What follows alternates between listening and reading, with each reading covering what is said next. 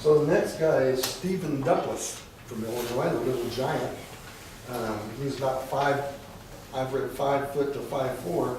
In a couple of places I've seen photos in Charleston, Illinois, which is the county seat of where Mattoon is, Coles County. In fact, Lincoln's lived there.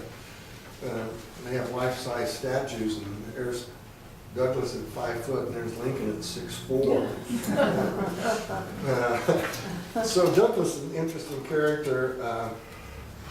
He just dominated the Senate in the 50s. He was the chair of the Committee on the Territories, which decided when and who and how and what was going to happen for territories coming into the Union, or actually being made territories. He pushed through the Kansas-Nebraska Act. That's an hour lecture. He married a woman who put him in an awkward position. She had a slave plantation, so they hired a third party so he'd have arm's length. Unlike did I say that? He was on the Illinois Supreme Court at 27 years old.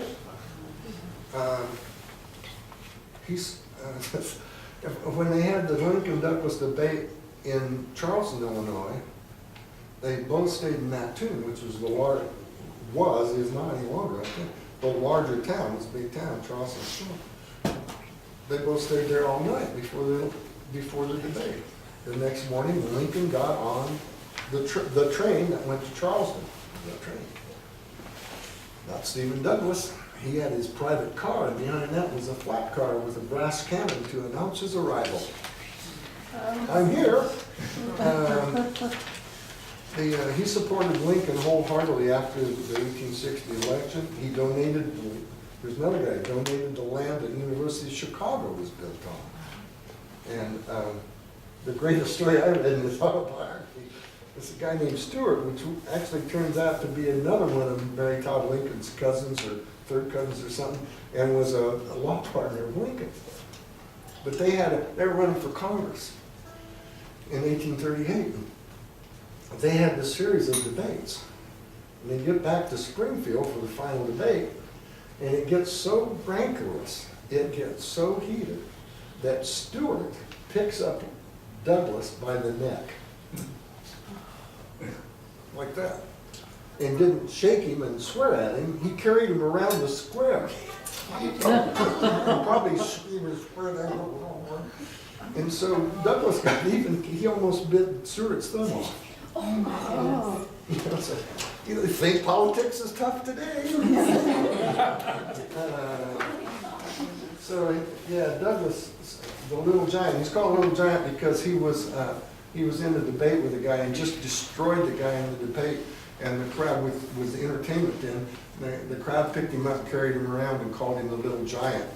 And then that really stuck with me because he was a giant in the Senate. His running partner is a guy, Herschel Vespasian Johnson from Georgia, the Northern Democrat. He had been a senator, governor, opposed secession, but when Georgia went out, senator in the Second Confederate Congress, returned to the U.S. Senate afterwards.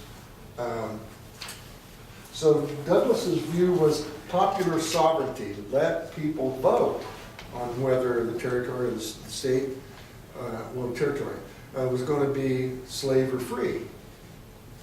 And that's what the song talks about. The Constitution is our plan, democracy. What a great idea, Stephen. Let people vote on it, which meant white guys. Because women didn't have a vote, Indians didn't have a vote, slaves didn't have a vote, the Chinese didn't have a vote. Nobody had to vote but white guys.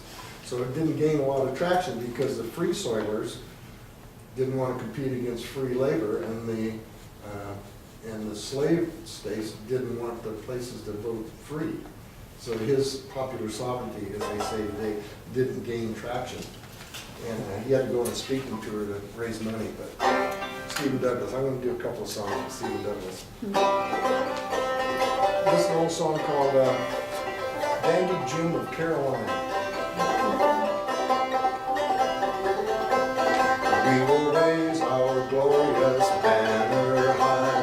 Douglas and Johnson live or die. Who vindicate our glorious cause, the Constitution.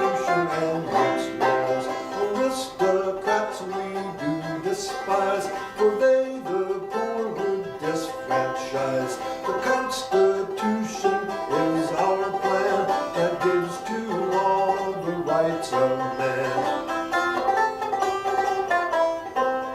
With sordid gold their boats are bought, and by its silly fools are caught, but Democrats of olden time could not be caught with golden dimes, nor can they at the present day, though many traps their foes do lay. The Constitution is our plan that gives to all the rights of man. Then rally to the standard, Douglas and Johnson stand or fall at the ballot box November next. Whatever be our foes' pretext, in rank and file we them will rout, and the glorious victory shout. The Constitution is our plan that gives to all the rights of man, that gives to all the rights of man.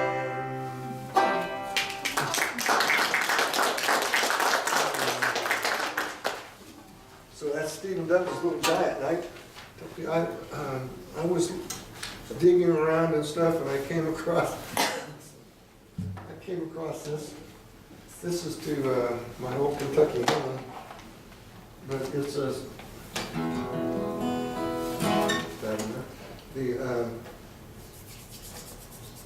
this is called Old Uncle Abe. Old Uncle Abe, but it is a Stephen Douglas campaign song.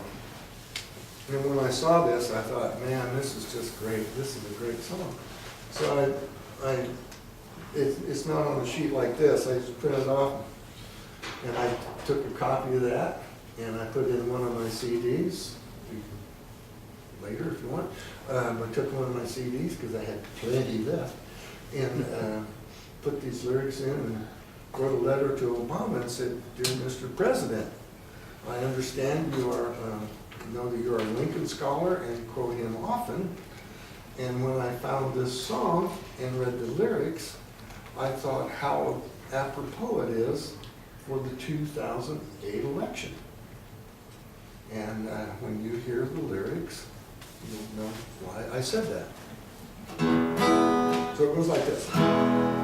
Oh, the sun shines bright on the Douglas cause today, and brighter tomorrow will be. Old Abe Lincoln's hope are all passing away, and sadder times yet will we see. The Republican crowd is exultant no more, and Buchanan has given up the fight. Even Breckinridge stops his knocking at the door, while Douglas stays ahead all right. So weep no more, Abe Lincoln, ere weeks shall pass away. You will be forgot as you were unknown before, except in Illinois far away.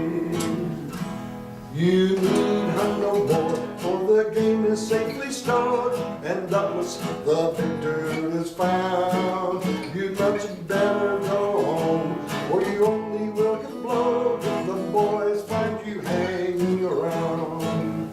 Stick to splitting rails and any other fun that suits your Republican crew. For a presidential race has never yet been won by such a looking chap as you. So weep away, Abe Lincoln, ere weeks shall pass away. You will be forgot as you were unknown before, except in Illinois far away.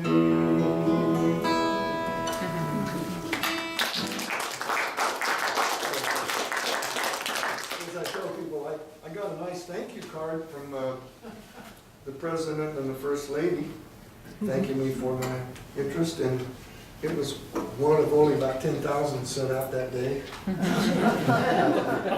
don't even think I kept it.